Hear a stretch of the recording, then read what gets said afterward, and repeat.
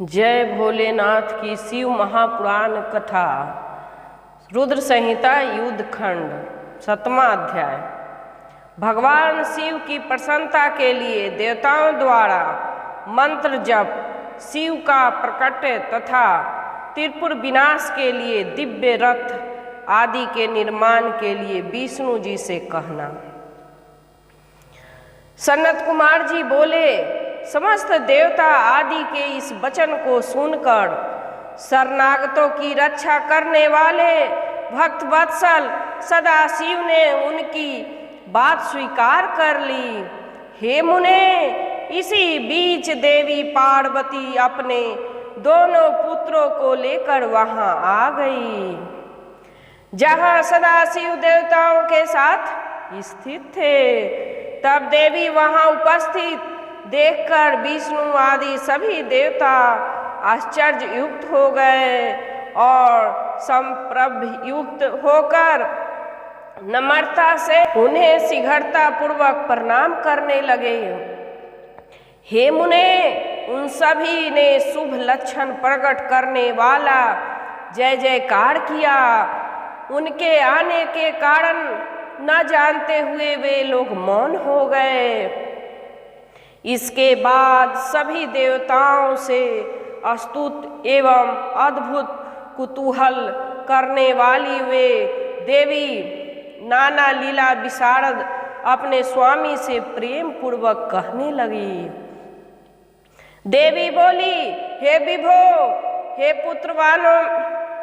पुत्रवानों में श्रेष्ठ उत्तम आभूषणों से भूषित तथा सूर्य के समान देदीप्यमान खेलते हुए आपने सन्मुख पुत्र को देखिए।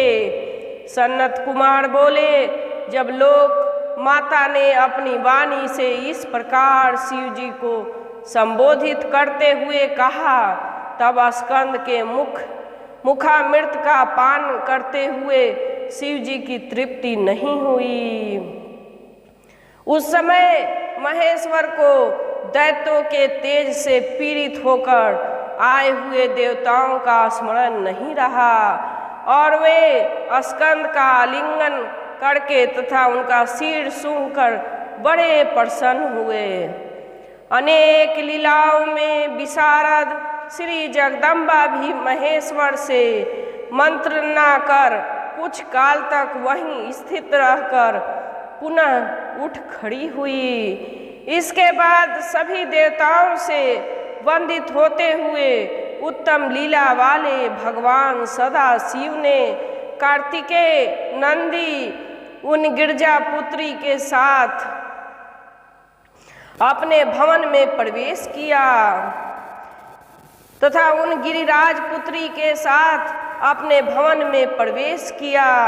हे मुने, शंकर को घर में गया देख संपूर्ण देवता महाव्याकुल एवं क्षुब्ध मन होकर बुद्धिमान देवाधिदेव के द्वार के समीप खड़े रहे।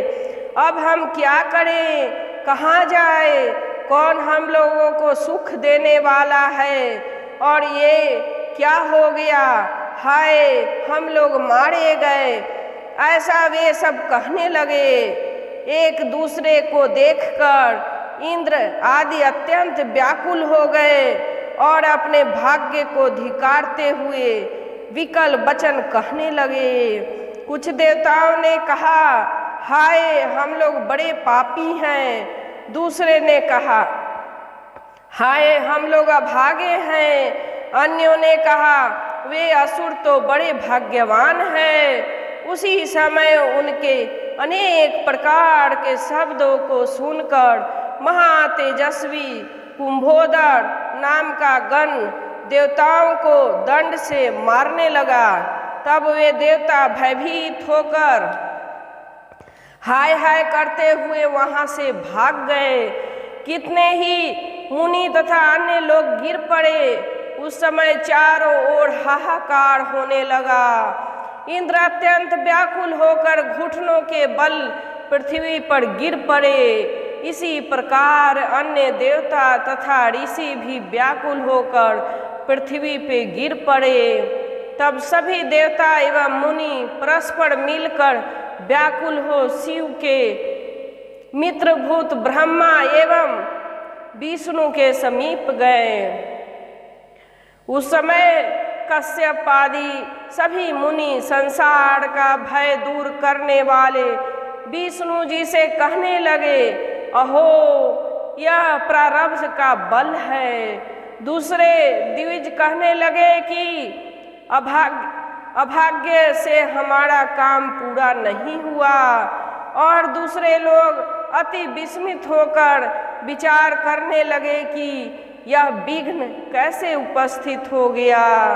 हे मुने, तब कश्यप आदि के द्वारा कहे गए इस वचन को सुनकर विष्णु जी मुनियों तथा देवताओं को सांत्वना देते हुए यह वचन कहने लगे। विष्णु बोले, हे देवताओं, हे मुनियों, आप सभी लोग हमारा वचन आदर से सुनिए। आप लोग इस प्रकार क्यों दुखी हो रहे हैं? आप लोग अपने समस्त दुखों का त्याग कर दीजिए। हे देवताओं, महान लोगों का आराधना सरल नहीं है। आप लोग स्वयं विचार कीजिए। बड़े लोगों की आराधना में पहले दुखी होता है, ऐसा हमने सुना है। हे देवताओं, शिव जी के दृढ़ता को जानकर निश्चय ही प्रसन्न हो जाते हैं। सदा शिव सभी गणों के अध्यक्ष एवं परमेश्वर हैं। आप सभी लोग अपने मन में विचार कीजिए कि वे कैसे सहसा कैसे बस में हो सकते हैं। सबसे पहले ओम का उच्चारण करके उसके बाद नमः उच्चारण करें, पुनः शिवाय, फिर 2 बार शुभम शुभम, इसके बाद 2 बार कुरु कुरु बताया गया है। तदंतर शिवाय नमः तदंतर प्रणव लगाना चाहिए। ओम नमः शिवाय शुभम शुभम कुरु कुरु शिवाय नमः ओम। हे देवताओं, यदि आप लोग शिव जी के लिए इस मंत्र का 1 करोड़ सदा जप करें तो शिव जी प्रसन्न होकर तुम्हारा कार्य अवश्य करेंगे। हे मुने, उन सर्व समर्थ विष्णु के द्वारा ऐसा कहे जाने पर देवताओं लोग उसी तरह शिव की आराधना करने लगे। उस समय विष्णु जी की ही ब्रह्मा जी के साथ शिव से अपना मन एकाग्र कर देवताओं एवं मुनियों का विशेष रूप से कार्य सिद्ध करने के निमित्त जप करने लगे। हे मुनि सत्तम, धैर्य धारण कर वे देवगण बारंबार शिव इस प्रकार उच्चारण करते हुए 1 करोड़ मंत्र का जप कर वहीं स्थित हो गए।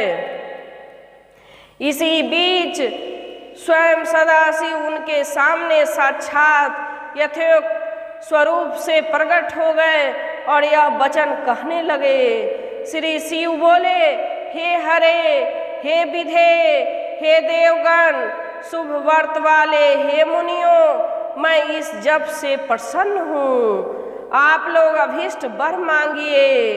देवगण बोले, हे देवेश, हे जगदीश, हे शंकर, यदि आप प्रसन्न हैं तो देवताओं को व्याकुल जानकर त्रिपुरों का वध कीजिए।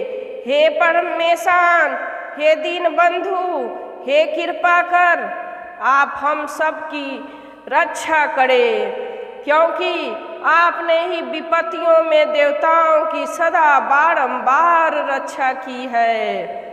सनत कुमार बोले, हे ब्राह्मण तथा ब्रह्मा विष्णु एवं देवताओं का कहा गया यह वचन सुनकर शिव जी ने मन ही मन हंसकर कहा। महेश बोले, हे विष्णु, हे विधे, हे देवगणों, हे मुनियों, आप सब त्रिपुर को नष्ट हुआ समझकर आदर करके मेरे वचन को सुने। आप लोगों ने पूर्व समय में जो रथ, सारथी दिव्य धनुष तथा उत्तम बाण देना स्वीकार किया था, वह सब शीघ्र उपस्थित कीजिए। हे विष्णु, हे विधे, आप त्रिलोकाधिपति हैं, इसलिए शीघ्र हमारे सम्राट पद के योग्य सामग्री यत्न पूर्वक उपस्थित कीजिए। त्रिपुर को नष्ट समझकर सृष्टि तथा पालन के लिए नियुक्त किए गए आप दोनों इन देवताओं की सहायता करें। यह मंत्र महापुण्यप्रद, मुझे प्रसन्न करने वाला, शुभ भोग मोक्ष प्रदान करने वाला, सभी प्रकार की कामनाओं को पूर्ण करने वाला, शिव भक्तों के मुख देने वाला, शिव भक्तों के सुख देने वाला, धन्य यश देने वाला, आयु को बढ़ाने वाला, स्वर्ग की इच्छा करने वाले को स्वर्ग तथा काम रहित पुरुष को मुक्ति देने वाला है। यह मुमुक्षुओं को भोग तथा मोक्ष दोनों प्रदान करता है। जो मनुष्य पवित्र होकर नित्य इस मंत्र का जप करता है अथवा इस मंत्र को सुनता है अथवा सुनाता है, उसके समस्त कामनाएं पूर्ण हो जाती है। सनत कुमार बोले, उन परमात्मा शिव के इस वचन को सुनकर सभी देवता प्रसन्न हो गए और विष्णु एवं ब्रह्मा को अधिक प्रसन्नता हुई। तदंतर उनकी आज्ञा से विश्वकर्मा ने संसार के कल्याण के लिए सर्वदेवमय दिव्य तथा अत्यंत सुंदर रथ का निर्माण किया। जय भोलेनाथ की रुद्र संहिता युद्ध खंड 7वां अध्याय समाप्त। जय भोलेनाथ।